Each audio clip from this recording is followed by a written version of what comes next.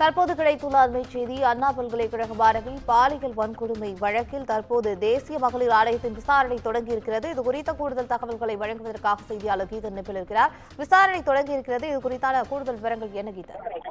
வணக்கம். குறிப்பாக இந்த அண்ணா பல்கலைக்கழக மாணவி பாலியல் வன்கொடுமை செய்யப்பட்ட விவகாரம் தொடர்பாக தேசிய மகளிர் ஆணையம் விசாரணையை தாமாக முன்வதை எடுத்து விசாரணை தொடங்கி இருக்கின்றது. இதற்காக நேற்று இரவு தேசிய மகளிர் ஆணைய உறுப்பினர் மம்தா குமாரி மற்றும் மகாராஷ்டிரா மாநில முன்னாள் டிஜிபி பிரவீன் தீக்ஷித் ஆகியோர் சென்னை வந்தனர்.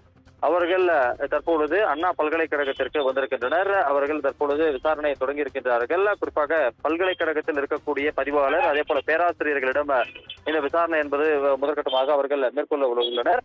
அதனை தொடர்ந்து குறிப்பாக மாணவியினுடைய பெற்றோர் மாணவி தரப்பிலும் விசாரிக்கப்படும் என்று ஏற்கனவே மகளிர் ஆணையம் தெரிவித்திருந்தது. அந்த அடிப்படையில் அவர்களிடம் ஒருவேளை நேரடியாகவோ அல்லது காணொலி வாயிலாகவோ ஆலோசனை நடத்துவதற்கு விசாரணை நடத்துவதற்கு வாய்ப்புகள் இருக்கின்றது. இதனைத் தொடர்ந்து காவல்துறை அதிகாரிகள் மற்றும் உயர்கல்வித்துறை சார்ந்த அலுவலர்களிடமும் இது தொடர்பாக விசாரணை நடத்தப்படும் என்று தகவல்கள் தெரிவிக்கின்றன. இந்த விசாரணையை தொடர்ந்து இந்த விசாரணை தொடர்பான அறிக்கை தேசிய மகளிர் ஆணையத்திடம் சமர்ப்பிக்கப்படும். அதனைத் தொடர்ந்து தேசிய மகளிர் ஆணையம் இந்த மாணவி பாலியல் வன்கொடுமை வழக்கில் அடுத்த கட்ட நடவடிக்கை மேற்கொள்ள இருக்கின்றது. இப்பொழுது முதற்கட்டமாக தேசிய மகளிர் ஆணையம் தன்னுடைய விசாரணையை அண்ணா பல்கலைக்கழகத்தில் தொடங்கி இருக்கின்றது. தகவலுக்கு நன்றி கீதன்.